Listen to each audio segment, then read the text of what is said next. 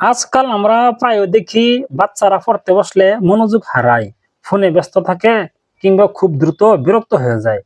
কিন্তু আপনি কি জানেন, ছোট্ট ছোট্ট কিছু অভ্যাস বদলেই বাচ্চার পড়ার মনোযোগ অনেক বাড়ানো যায়। আজকের ভিডিওতে জানবো বাচ্চাদের পড়াশোনায় মন বসতে 6টি শক্তিশালী অভ্যাস। 1 নম্বর, নিয়মিত পড়ার সময় নির্ধারণ। যেমন বড়রা অফিসে যাওয়ার নির্দিষ্ট সময় জানে, তেমনি বাচ্চারাও পড়ার একটা নির্দিষ্ট সময় থাকা দরকার।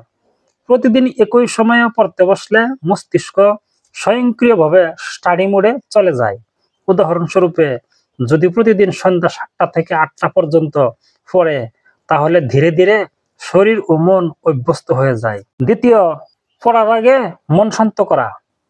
পড়ার আগে 2-3 মিনিট চোখ বন্ধ করে গভীর শ্বাস নেওয়া বা অল্প নীরবতা রাখা একাগ্রতা অনেক বাড়িয়ে দেয়। এই কৌশলটি অনেক সফল ছাত্রছাত্রী ব্যবহার করে। 3 নম্বর, পড়ার উপযুক্ত পরিবেশ তৈরি করা।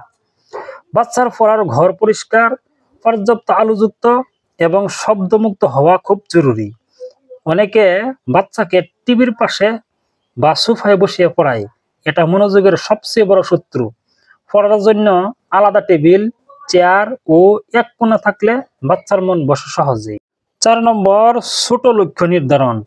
পুরো অধ্যায় একসাথে না পড়ে ছোট ছোট অংশে ভাগ করুন। যেমন, আজ শুধু প্রথম 2টি প্যারাগ্রাফ মুখস্থ করব। ছোট লক্ষ্য পূরণে শিশুর আত্মবিশ্বাস বাড়ে এবং পড়াশোনার চাপ কমে যায়। 5 নম্বর, পুরস্কার দিন, চাপ নয়। অনেকে বাচ্চাকে পড়ার জোর করেন, ফলে ভয় তৈরি হয়। বরং যদি পড়ার শেষে প্রিয় চকলেট, খেলাধুলার সময় বা ছোট একটা প্রশংসা দেন, বাচ্চা তা উৎসাহ হিসেবে নেয়। শিক্ষার আনন্দটাই সবচেয়ে বড় পুরস্কার। 6 নম্বর, ইতিবাচক কথা বলুন। তুমি পারবে, তুমি খুব বুদ্ধিমান, এই ধরনের কথা শিশুর মনে আত্মবিশ্বাস গেঁথে দেয়। নেতিবাচক কথা যেমন তুমি কিছুই পারো না বললে সে মানসিকভাবে দুর্বল হয়ে যায়। তাই প্রতিদিন অন্তত একবার বাচ্চাকে অনুপ্রেরণামূলক কথা বলুন। বন্ধুরা, পড়াশোনায় মন বসানো কোনো একদিনের কাজ নয়, এটা অভ্যাসের ব্যাপার। এই 6টি অভ্যাস ধীরে ধীরে বাচ্চার জীবনে আনলে আপনি নিজে দেখবেন পরিবর্তন।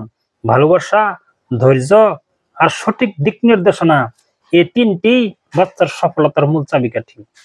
ভালো লাগলে লাইক এবং শেয়ার করে দিবেন। এরকম অনুপ্রেরণামূলক ভিডিও পেতে আমার এই চ্যানেলকে সাবস্ক্রাইব করে পাশে থাকবেন। Thanks for watching.